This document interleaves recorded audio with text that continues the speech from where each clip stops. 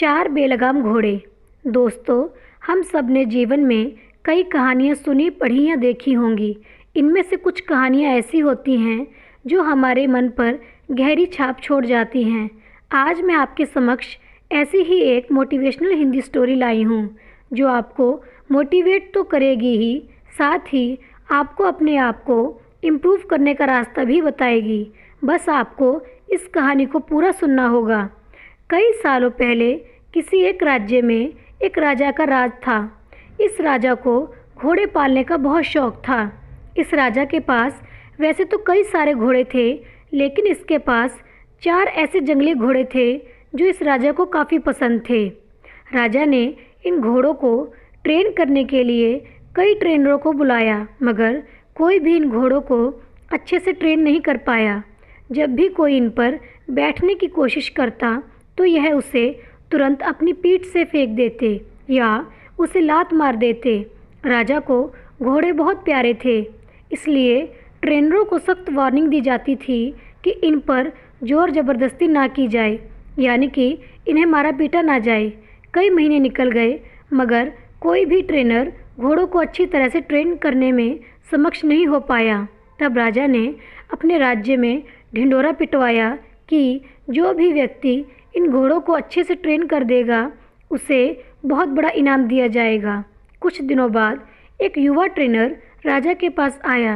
राजा ने अपनी शर्त की घोड़ों को ट्रेनिंग बिना मार पिटाई के होनी चाहिए, ऐसा उस युवा को बताया। युवा ने राजा की शर्त मान ली और अपनी तरफ से भी राजा के सामने 2 शर्तें रख दी।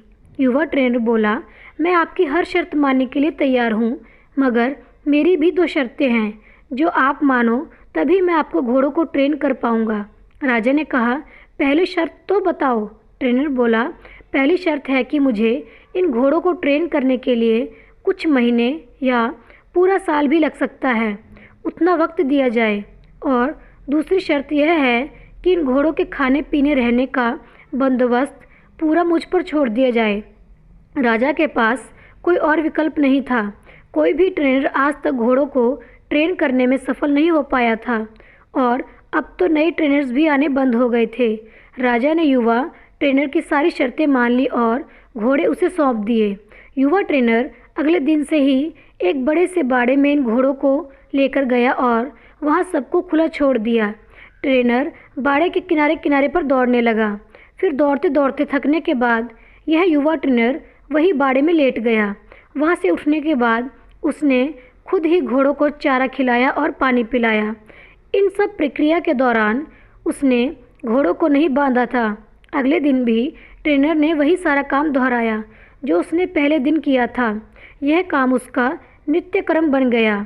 वह घोड़ों को बाड़े में खुला छोड़ देता, उन्हें घास चारा खिलाता और बाड़े के किनारे किनारे दौड़ता रहता। धीरे धीरे चारों घोड़े भी उस ट्रेनर के पीछे पीछे दौड़ना शुरू कर दिए।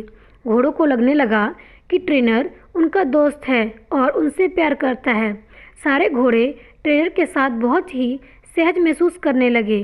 कुछ महीने बीतने के बाद एक दिन राजा अपने घोड़ों की खबर लेने के लिए यह देखने आया कि ट्रेनिंग कैसी चल रही है।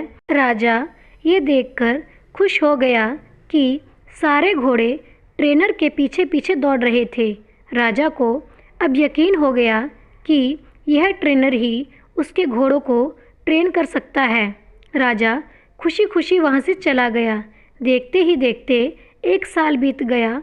तब जाकर युवा ट्रेनर ने राजा को संदेश भिजवाया कि घोड़े पूरी तरह से ट्रेंड हो चुके हैं, सो राजा एक बार आकर देख ले। राजा की हाजिरी में युवा ट्रेनर ने एक के बाद एक सभी घोड़ों की सवारी की और उन्हें मनचाही जगह पर ले जाकर दिखाया। राजा यह देखकर बहुत खुश हो गया। राजा ने युवा से पूछा कि मुझे तुम बताओ कि तुमने यह कैसे किया।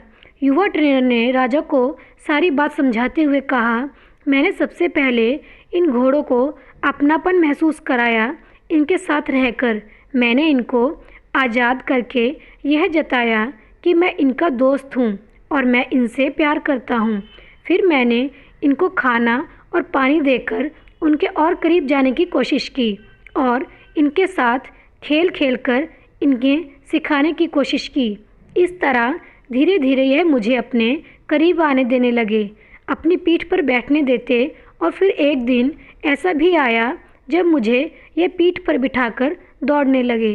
राजा ने युवा की समझदारी की प्रशंसा की, उसे वादे के अनुसार लाखों सोने की मोहरें दी और साथ में हमेशा के लिए इन चारों घोड़ों की देखभाल करने की नौकरी भी दी। दोस्तों, कहानी तो बहुत ही मज़ेदार और रोचक है ही, मगर इसका जो सारांश है बहुत ही गहरा है।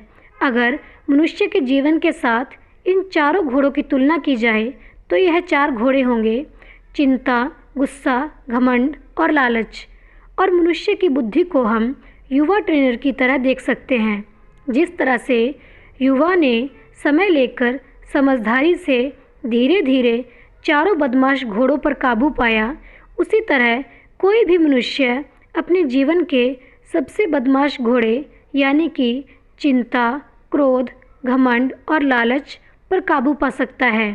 पहला, अप्रशिक्षित घोड़ा जो कि चिंता है, हमारी बुद्धि को यह समझाना होगा कि चिंता बुरी होती है और चिंतन फायदेमंद होता है। चिंता किसी भी समस्या का हल नहीं होता।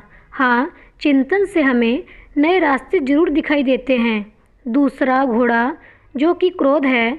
दोस्तों, कभी कभी जीवन में क्रोध करना आवश्यक होता है।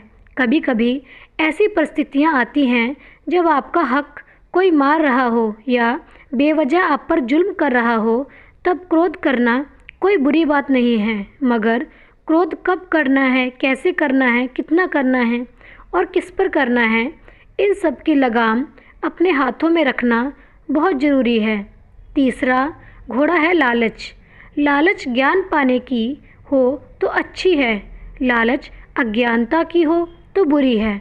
लालच धन मेहनत से प्राप्त करने की हो तो अच्छी है, लालच बिना मेहनत के गलत तरीके से धन प्राप्त करने की हो तो बुरी है। चौथा और आखिरी उद्दंड घोड़ा है घमंड। मैं यह काम कर सकता हूँ, इसे गर्व कहेंगे और सिर्फ मैं ही इस काम को कर सकता हूँ, यह घमंड होता है। बस यही सारे फ़र्क बुद्धि रूपी ट्रेनर से इन उद्दंड घोड़ों को समझाना होगा। फिर आपके यह चारों बदमाश घोड़े भी देखिए कैसे कंट्रोल में आते हैं। तो दोस्तों, ये थी हमारी आज की कहानी। आशा करती हूँ आपको सुनकर अच्छी लगी होगी और कुछ सीखने को भी मिला होगा। अगर आपको कहानी सुनकर अच्छी लगी है तो कृपया जाने से पहले मेरे चैनल को लाइक, सब्सक्राइब और शेयर ज़रूर करें। आपका बहुत धन्यवाद होगा।